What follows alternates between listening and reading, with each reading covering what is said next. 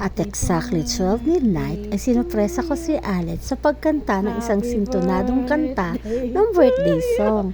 Mukhang nasurpresa naman siya. Natuwa? Yun ang hindi ko alam. Dahil busy rin sa school, simpleng dinner out at family bonding lang ang request ni Alex for her birthday. Chill lang muna daw at break sa lahat ng mga deadline at stress. Nakakatuwang panoorin sila na nagpalipat-lipat sa anong-anong klaseng game. Super nag-enjoy sila sa laro na ito, kaya nais din nilang ipasubok sa akin. Grabe!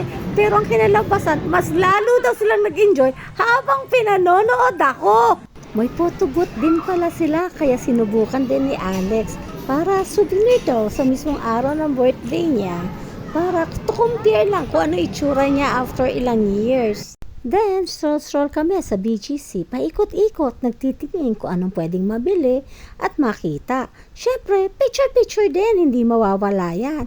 At habang nag-iikot, nakita namin ang Dennis.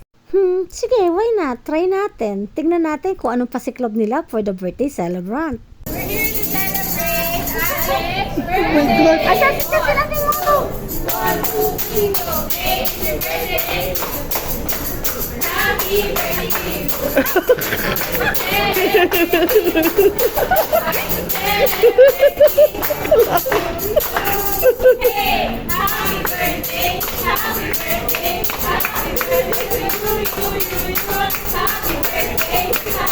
Tumayo ka ba? Tumayo ka! Tumayo ka!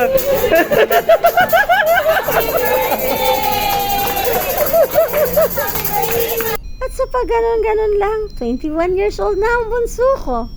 Dalagang-dalaga na. Hope you enjoy your birthday, Alex. I love you!